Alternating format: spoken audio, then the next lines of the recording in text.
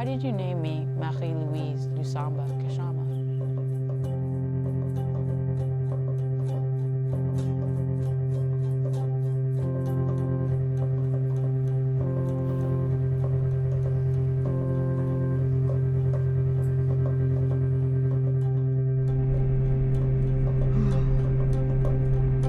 Why is everyone so happy? Congolese people are happy people.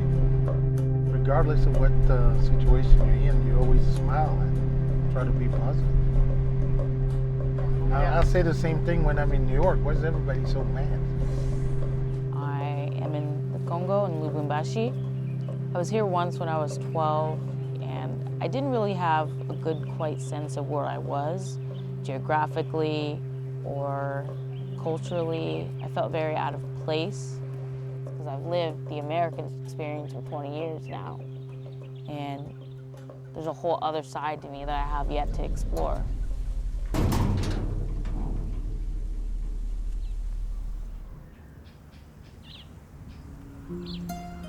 I'm currently at the house that my dad grew up in.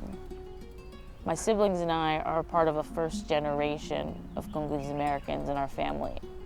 I find myself always having to choose one culture over another, and for me there's a lot of gaps in what I experience in both cultures. Never felt quite American enough, never felt quite Congolese enough.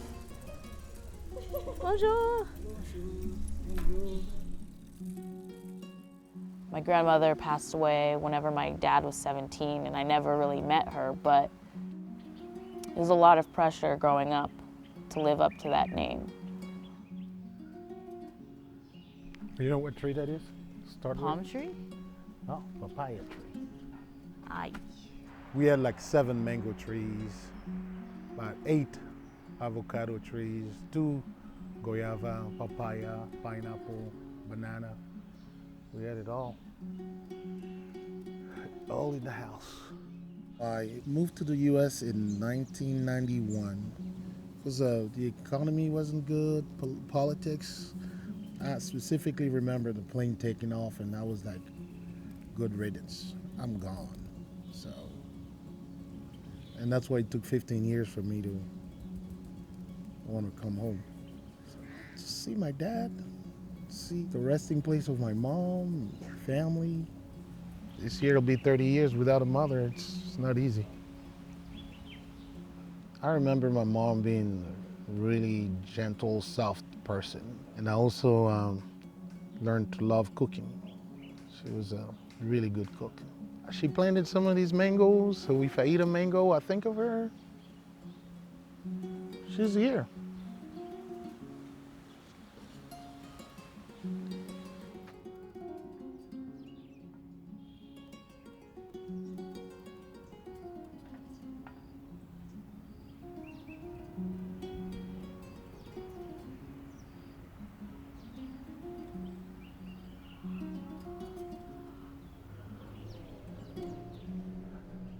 All right, this is childhood house. Wow, it's a lot of front yard. Yeah. There's that photo where you're standing right here. That photo of you and Yeah. that Lisette, Totomako. Yeah, it was here. My girls didn't share much that I know. I found out afterwards.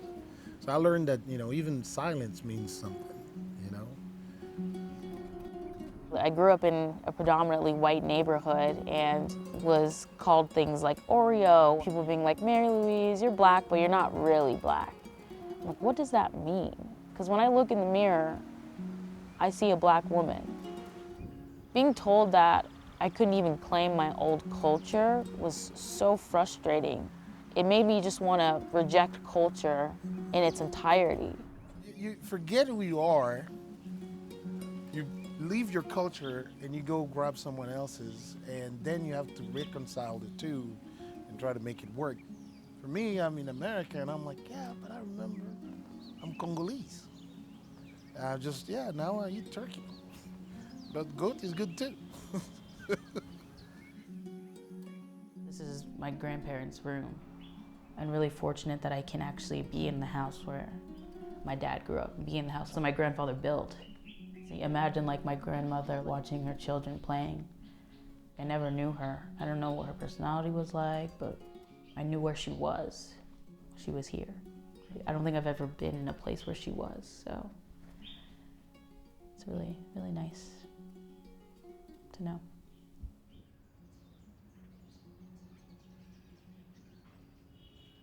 My entire drive for my life has just been to find somewhere where I feel like I'm home. But really home to me is being outside. I found comfort in nature. I think most people do. I can close my eyes and I know I'm in Congo.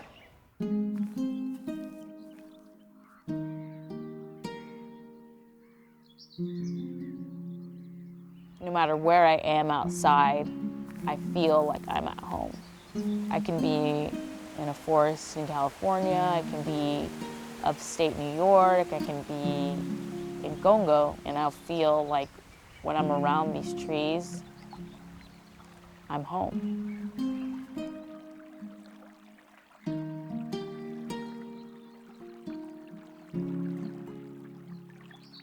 You give the name of your parents.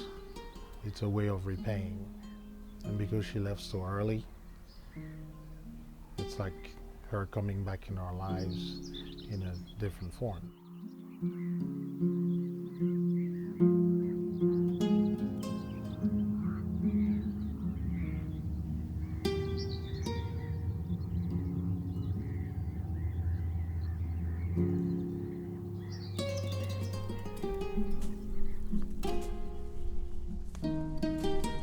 Seeing my name on a grave is a very visceral experience, but I know that respecting my heritage supersedes my comfort.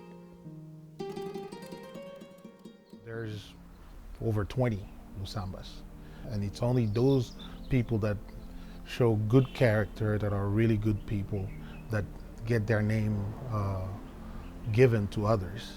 In our culture, that's beautiful. Getting to experience nature in my family's home was a privilege that I know not many have. There's so much beauty, and there's music, and there's dancing, and there's good food. There's also a lot of civility and humility and community. That's an experience that I cannot run away from, that I have to run towards. I'm always going to be Congolese, and I'm always going to be American, and I'll have to accept both sides of my culture. And the minute that I do that will be the minute that other people accept me.